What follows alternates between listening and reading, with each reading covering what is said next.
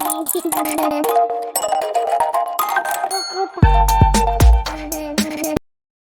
Everyone, इस video में बात कर लेते हैं हडको as an housing and urban development की। क्विकली एनालिसिस देख लेते हैं। चैनल को लाइक एंड सब्सक्राइब करना मत भूलिएगा। तो कल भी इसके एनालिसिस करे थे और वहाँ पे मैंने कहा था 130 का टारगेट रखा था।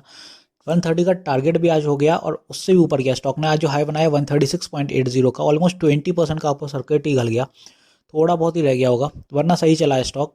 बाकी आप देखें स्टॉक भागा क्यों, तो भागा इसलिए क्योंकि न्यूज़ ड्रिवन था स्टॉक, और जो न्यूज़ थी वो कल आ गई थी, उसका नतीजा आज देखने को मिला है। यहाँ आप देख रहे होंगे shares of housing and urban development corporation limited extend Wednesday gain rises 18%। तो आज 18 से ज़्यादा गया है even.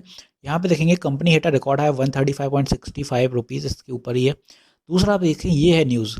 Company on Wednesday before market closes said it signed a deal with the Gujarat state government to invest up to 145 billion rupees. तो यहाँ पे आप देखें इन्वेस्टमेंट होने वाली है गुजरात में, और इसी वजह से ये मोमेंटम आज अपन को स्टॉक में देखने को मिला है कि 19-20% का अपवर्ड मोमेंटम था हडको में। तो यहाँ पे आप देखें बहुत अच्छा लेवल देखने को मिले हैं अपन को, और सेलिंग अपन को देखने को मिली है 137 के आसपास। तो इसके ऊपर स्टॉक वैसे भी जा नहीं पाता था, क्योंकि 20% का जो अपर सर्किट लिमिट रहती है वो इतनी होने वाली थी। तो ऑब्वियसली यहाँ तक स्टॉक गया, सेलिंग इसी वजह से देखने को मिलेगी। अदरवाइज और अपर लिमिट होती कोई तो स्टॉक और भाग गया होता, 150 आज ही दिखा देता आपको। वॉल्यूम बहुत ज़्यादा था स्टॉक में। बाकी बाइंग अपन को देखने को मिली है कहाँ पे, जहाँ से कल क्लोजिंग हुई थी, तो कंटिन्यूएशन ही रहेगा 116 से अराउंड से, यहाँ से बुलिश हुआ है स्टॉक।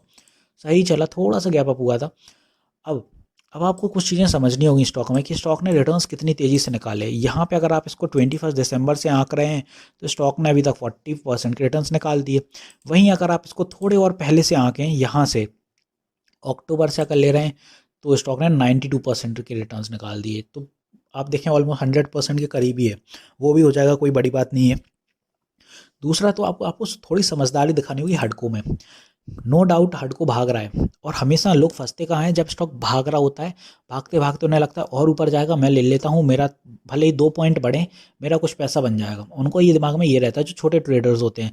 तो ये खासकर छोटे ट्रेडर्स के लिए है कि अगर आप कहीं ऊपर अब बाय करने वाले हडको, तो अब मत करिए, क्योंकि अब कोई भरोसा नहीं है स्टॉक कहाँ पुल बैक दिखा दे और फिर एक साइडवेज मोमेंटम ले ले। यहाँ क्या हुआ था, यहाँ भी स्टॉक भाग के आया, फिर साइडवेज हो गया, फिर नीचे गिरा, और फिर यहाँ से आप देखें चला चला चला, फिर साइडवेज रहा। तो ये थोड़ा सिनेरियो बिगड़ जाता है, यहाँ फ्रस्ट्रेशन आ जाती है। और फिर अगर निफ्टी भी आप देखें ऑल टाइम हाई फिर से बनाया आज, तो कहीं ना कहीं निफ्टी भी एक और अभी थोड़ा कंसोलिडेशन का फेस दिखाएगा, और वो बहुत क्लोज हैगा। और जिस दिन वो दिखाएगा उस दिन बहुत पैनिक सेलिंग होने वाली है। तो कोई अब आप बड़ी बाय मत करिए कि हडको में ऊपर के लेवल पे बाय कर लूँ, कल 150 हो जाएगा, परसों 175 हो जाएगा।